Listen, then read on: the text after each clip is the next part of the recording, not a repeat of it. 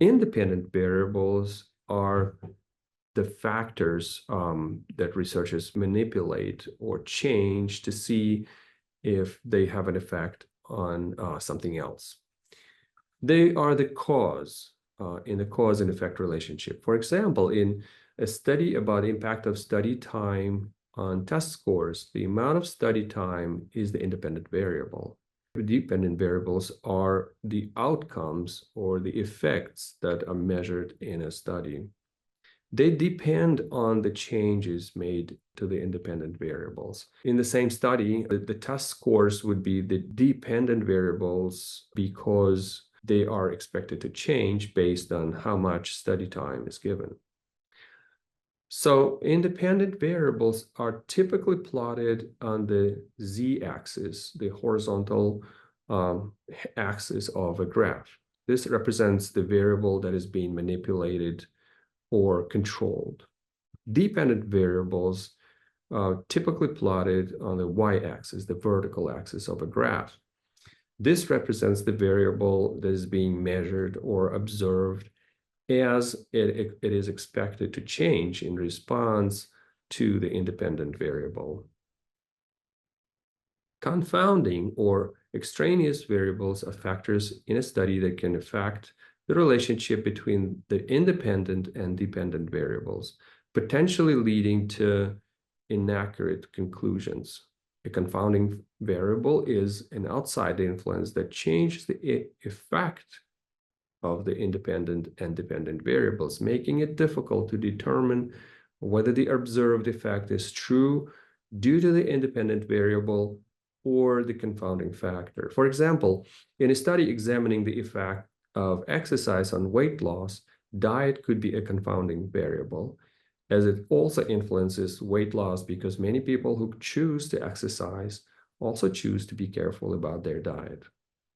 Extraneous variables are all other variables that could potentially influence the outcome of the study, but are not the focus of the research.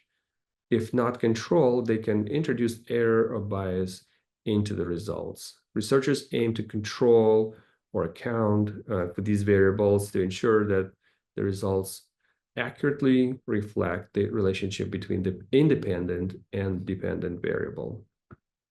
Covariance shows how two variables move together. If both increase or decrease at the same time, they have positive covariance. If one goes up while the other goes down, they have negative covariance. It tells us the direction of the relationship, but not how strong it is. For example, if study time and test scores have positive covariance, it means more study time generally leads to higher test scores. However, it doesn't tell us how strong the connection is between them. In research, predictor and criterion variables are key concepts, particularly in regression analysis. The predictor variable, also known as the independent variable, is the factor that is used to predict or explain changes in another variable. For example, study hours can be a predictive variable in research examining academic performance. The criterion variable, also known as the dependent variable, is the outcome being predicted or explained. In this case, the academic performance, such as GPA.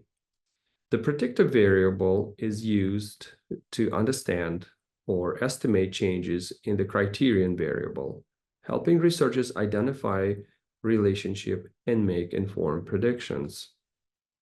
Let's talk about the number of variables in the analysis.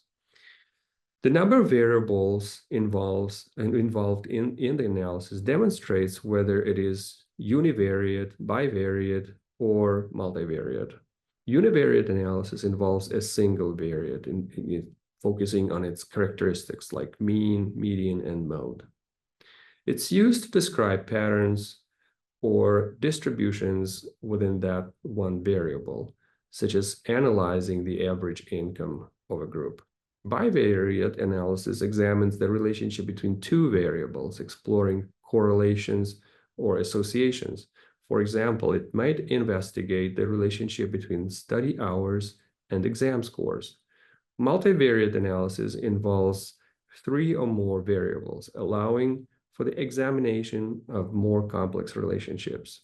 This type of analysis can explore how multiple factors like age, income, and education level simultaneously influence a dependent variable, providing a more comprehensive understanding of the data.